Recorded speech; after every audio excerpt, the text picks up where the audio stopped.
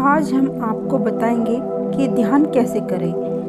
योग के 8 अंग माने गए हैं, इसे अष्टांग कहते हैं। यम, नियम, आसन, प्राणायाम, प्रत्याहार, धारणा, ध्यान, समाधि।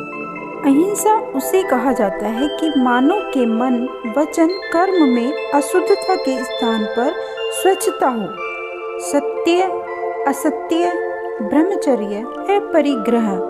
जिस काल में मानव माया के पीछे पड़ जाता है तो उसका जीवन क्षणभंगुर बन जाता है। उस समय मानव का जीवन आज नहीं तो कल अवश्य समाप्त हो जाएगा। द्रव्य पास होने पर भी मानव को प्रभु की आज्ञा के अनुकूल कार्य करना चाहिए। वह सबसे पहले अपने आहार को सूक्ष्म बनाए और अपने आहार को पवित्र बनाने का प्रयत्न करें। नंबर 2, नियम।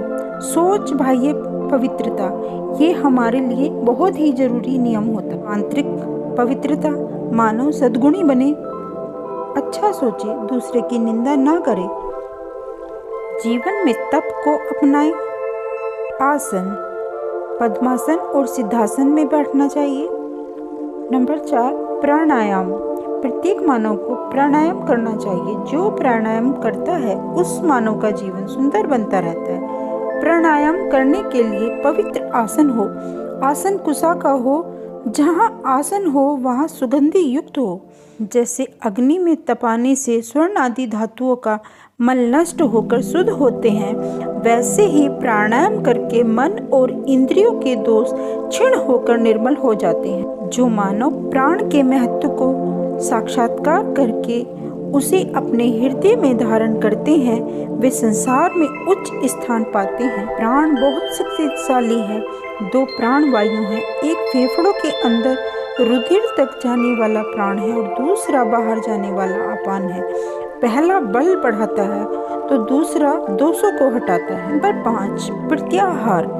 इंद्रिय दमन अर्थात इंद्रियों को विषयों से हटाकर चित्त का निरोध करना इंद्रिय निग्रह। नंबर 6, धारणा। प्राण में मन का मिलान कराने के नाम को ही धारणा कहते हैं। चक्रों में आत्मा को रमण कराना। जब धारणा, ध्यान, समाधि द्वारा मन को इतना शांति में कर लेते हैं कि वे तन्मात्राएं सब मन में लय हो जाती हैं। मन बुद्धि में लय हो जाता है, बुद्धि अंतःकरण में लय हो जाती है। ज्ञानेंद्रियां और कर्मेंद्रियां के जितने विषय हैं वे अंतःकरण में लय हो जाते हैं। जब 5 प्राणों की एक संधि बन जाती है तो संधि बन करके मूलाधार से इस आत्मा का उत्थान होता है, आगे नाभि चक्र में जाता है। जब यह मूलाधार में जाता है तो आत्मा अपने पार्थिवता के संबंध को धीरे धीरे त्यागता है। उसके पास अपना प्राण अधिक रहने के कारण वायु का वेग अधिक होता है, उसे पार्थिवता अपनी ओर खींचती है कि नाभि चक्र में जाकर उसके समक्ष ऐसी रूपरेखा आती है जिसको जानकर यह आत्मा जान लेता कि अब तो वायु के वेग में जा रहा है। बड़ा भयानक प्रतीत होता है। नाभि चक्र के ऊपर वायु का बड़ा वेग होता है, वह जल के तत्व को लिए होता है।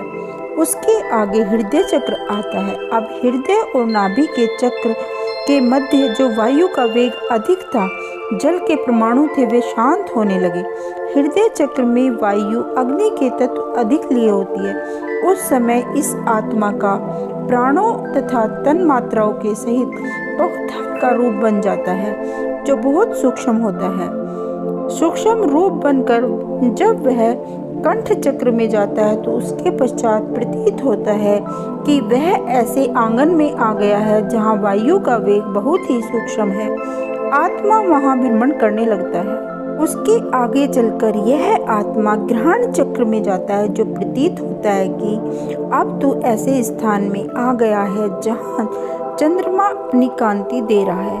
वहाँ ऐसा अनुभव होता है कि वह चंद्रमा सूर्य के मध्य में परिक्रमा कर रहा है।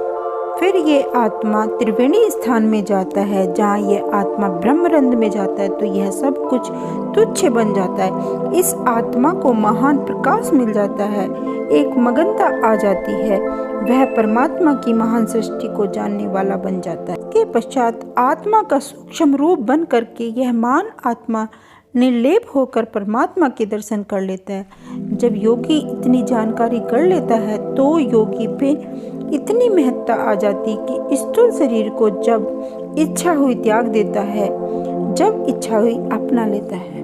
मन और प्राण का मिलान करने का नाम ही धारणा है। आगे ध्यान। बाह्य इंद्रियों के प्रयोग बिना केवल मन में लाने की क्रिया या भाव, इसमें ध्यान करता मन और ईश्वर पृथक पृथक रहते हैं। शरीर में प्राण, अपान, व्यान, उदान, समान, नाग, देवदत्त, धनंजय, करकुल, क्रुम, ये 10 रूपी प्राण कहलाए जाते हैं।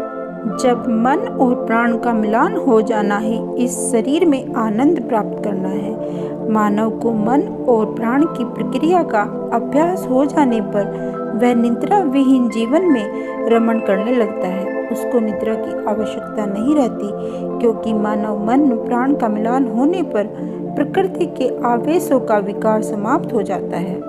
मन और प्राण को एक सूत्र में बांध जाने पर चित्त के संस्कार में कुछ परिवर्तन हो जाता है। उनमें हल्कापन आकर गति हो जाती है। मन और प्राण की अग्नि चित्त के संस्कार और भी सूक्ष्म हो जाती है। वहाँ अग्नि प्रदीप्त हो जाती है, पर सूक्ष्म से सूक्ष्म बन करके कारण में चले जाते हैं।